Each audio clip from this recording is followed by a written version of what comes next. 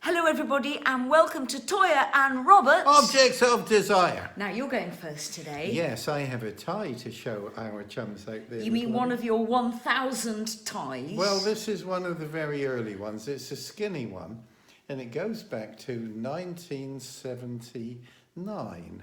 Now, if you would like to just hold it there, let me show you. You see, lovey?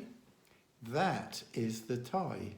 Isn't that incredible? And it's not been eaten by moths. Well, there we are, but now hang on with it. Look. Here is the tie again. This is a 200-gram vinyl edition of the two original editions of Exposure.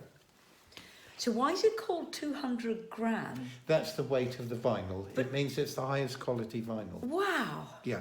Now, this photo was taken by Chris Stein of Blondie. And here in the back is an eye. And this is taken from a photo session, which is actually somewhere or other on YouTube. You will find this as Chris Stein's video for Exposure.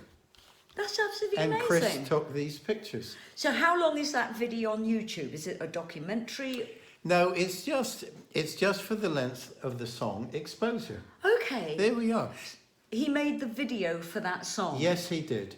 This was around the time when Chris and Debbie were looking at making a remake of Alphaville, Jean-Luc Godard's film, with Amos Poe, the filmmaker, and I was cast as Lemmy Caution. So this was all part of the photo sessions around that time.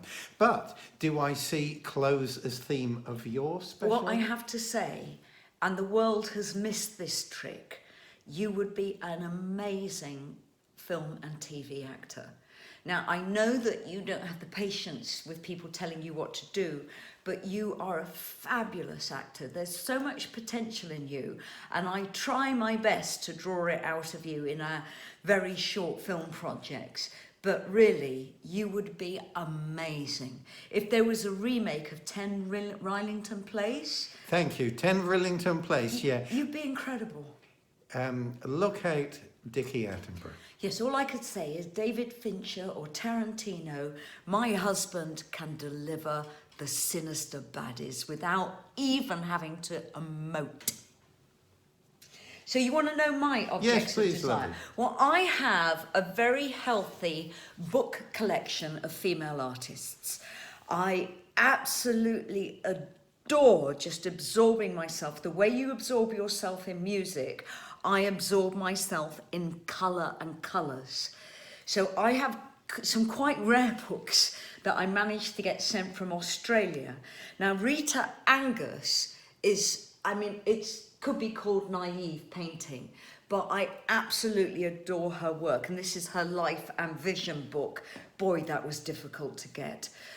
Dora Maar, Picasso's muse, who really was the creator of Guernica.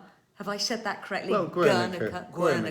Yeah. I mean, she did the hard graft and he filled it in.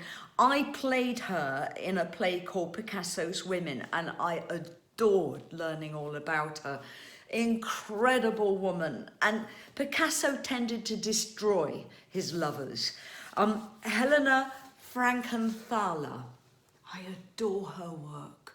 So I have libraries, absolute libraries of these women's work. So that's a passion, and it really inspires me to write music. I have a very gentle passion, and it's cardigans. I don't know how many I have. It could be close to 100, but I love my cashmere cardigans. And then you know I'm a hoarder. Yes. I have still got every stage costume I have ever worn. And this is a Melissa Kaplan wedding dress. She made one for me, one for Steve Strange for Fade to Grey. And she hand painted them, and I still got them. This was made in 1980, and I've got the entire collection Wow. promised to the V&A. Well, little Lovey, I would say you are not actually a hoarder. You are an archivist of your costumes. I suppose so. It never occurred to me, and I had this conversation with Gary Kemp of Spandau Ballet Yeah. only a couple of months ago, because Melissa Kaplan designed for Spandau Ballet, myself, Bananarama, Steve Strange, a lot of artists at that time. And Gary Kemp said it never occurred to him to keep his outfits. And when I was talking to him on his podcast and I said I have her entire collection, that's 3 massive collections that take up a whole room, he said he was full of regrets at not having kept her work, because she made the patterns. Each pattern was exclusive for the artist.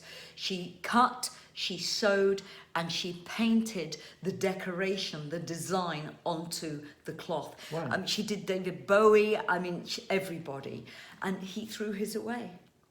And at that point, you realise that keeping clothes is not trivial.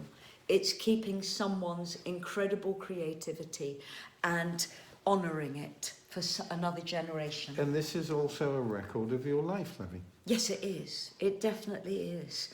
So have you got anything else you would like to tell? No, but what you've done is trigger a few thoughts for future precious things for our chums out there. It's quite challenging to find precious things, because I realise that for me, precious things help me move through my work. So my car, I just love getting in my car after a show, the silence of that car, driving 200 miles back here and just thinking about the show and moments in the show, what worked, what didn't work. That for me is an object of desire and a precious moment. So a lot of my items that I would choose actually help me move forward through time. Here we are, Lovey. Well done. So ladies and gentlemen, thank you for joining us. We will see you tomorrow for a really out there Sunday lunch, and just stay safe, everybody. We are thinking of you. Love from Toyah and Rob. Mwah!